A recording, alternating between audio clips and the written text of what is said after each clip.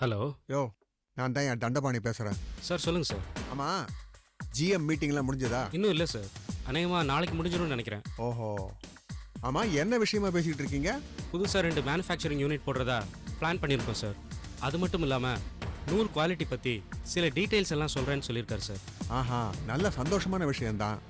Manufacturing அதிகமானா நமக்கு நல்லது தானேயா? ஆமாம் சார். உடனே சந்தோஷப்பட்டுடுவிய.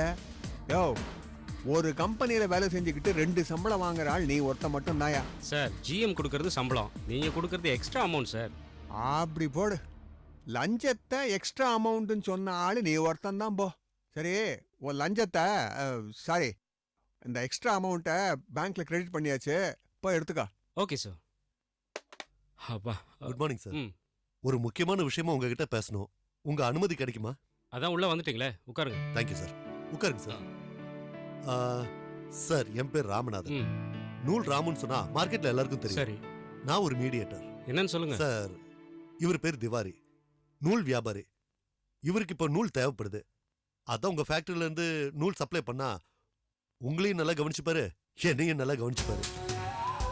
எல்லாம் இல்லீகல் சப்ளை தான். வழக்கமா உங்களுக்கு மற்றவங்க எல்லாம் எவ்வளவு அமௌண்ட் கொடுப்பாங்களோ அதை விட 5% அதிகமாகவே கொடுப்பாரு. ஆமா சார், நீங்க எனக்கு இந்த ஹெல்ப் பண்ணீங்கன்னா உங்களுக்கு மட்டும் தனியா 5% கொடுத்துறேன். செய்யறது தப்பான தொழிலா இருந்தாலும் நீங்களும் சந்தோஷமா இருக்கணும், நானும் 4 காசு பார்க்கணும் இல்லையா?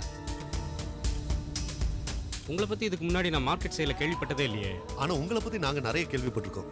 ராஜேஸ்வரி ஸ்பின்னிங் மில்ஸ் பெரிய அளவுல நடக்கிறதுக்கு காரணமே நீங்க தானே மார்க்கெட்ல எல்லாருமே பேசிக்கிறாங்க. சரி சரி, ஏன் ஒருத்தனால உங்களுக்கு எந்த ஹெல்ப்பும் பண்ண முடியாது. நீங்கள் என்கிட்ட பேசுறதுக்கு முன்னாடி எங்கள் எம்டி மதுக்கிட்ட பேசுங்க. அவங்க ஓகேன்னு சொன்னா நான் உங்களுக்கு நூல் சப்ளை பண்ணுறேன். சார், எங்களுக்கு நூல் சப்ளை பண்ண முடியாதுன்னு சொல்லுங்க, நாங்க போயிடுறோம். ஆனா இந்த மாதிரிலாம் உளறி எங்களையும் மாட்டி விட்டுறாதீங்க. மது இந்த கம்பெனிக்கு எம்டி. தன்னோட சொந்த கம்பெனிலேயே யாராவது திருட்டுத்தனம் பண்ணுவாங்களா? வேண்டாம் சார். சார் இருங்க, நாங்க கிளம்புறோம். இருங்க சார், ஏன் அவசரப்படுறீங்க? எங்கள் எம்டி மதுக்கிட்ட நீங்கள் பேசுங்க. கட்டாயமாக உங்களுக்கு திருட்டுத்தனமாக நூல் சப்ளை பண்ணால் அவங்க ஒத்துக்குவாங்க. உங்கள் டீலிங் ஓகேனா அதுக்கப்புறம் அவங்க எனக்கு தான் ஃபோன் பண்ணுவாங்க. நான் உங்களுக்கு எவ்வளோ நூல் தேவையோ அவ்வளவையும் சப்ளை பண்ணுறேன், ஓகேங்களா? ஆனால் அதுக்கப்புறம் எனக்கு ஒரு 5% தரேன்னு சொன்னீங்களே, அதை மறந்துடாதீங்க. Okay, thank you sir.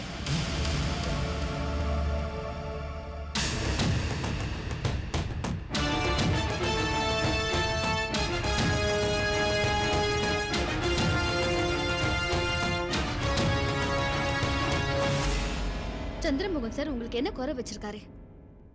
அவருக்கு துரோகம் பண்ண உங்களுக்கு எப்படி சார் மனசு வந்துச்சு? அது இல்லை வந்து மேடம். தப்பு சார், நீங்க பண்றது மிகப்பெரிய தப்பு. இந்த கம்பெனில நான் எம்டியா இருந்தப்பவே உங்க மேல சின்னதா எனக்கு ஒரு சந்தேகம் இருந்துச்சு. அது இப்ப கன்ஃபார்ம் ஆயிடுச்சு. மேடம், இந்த தப்பை நானா செய்யல மேடம். தண்டபாணி சாரும் எம்டி மது மேடமும் சொல்லித்தான் நான் இப்படி பண்ணேன் மேடம்.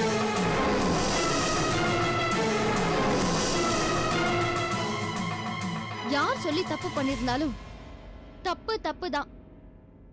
இந்த தப்புக்கு என்ன தண்டனை கிடைக்கும்னு தெரியுமா? தெரியுங்க மேடம். அவங்க சொன்னதை நான் பண்ணலன்னா என்னை வேலையை விட்டு துரத்திடுவேன்னு பயமுறுத்துனாங்க மேடம். அதனால தான் மேடம் நான் இப்படி பண்ணேன். என்னை காட்டி கொடுத்துறாதீங்க மேடம். இந்த விஷயம் வெளியில தெரிஞ்சா சந்திரமோகன் சார் கம்பெனியில் மட்டும் இல்லை, வேற யாரும் எனக்கு வேலை கொடுக்க மாட்டாங்க. நான் புள்ள குட்டிக்கார மேடம், என்ன மன்னிச்சிருங்க மேடம். எழுந்துருங்க. இனிமேலாவது முதலாளிக்கு உண்மையா இருங்க. திரும்பவும் அந்த தண்டமானி மாதிரி ஆளுங்க கூட கூட்டு வச்சுக்கிட்டீங்கன்னா உங்க வேலை போயிடும். Be careful. சரிங்க மேடம். பாலாஜி வாங்க.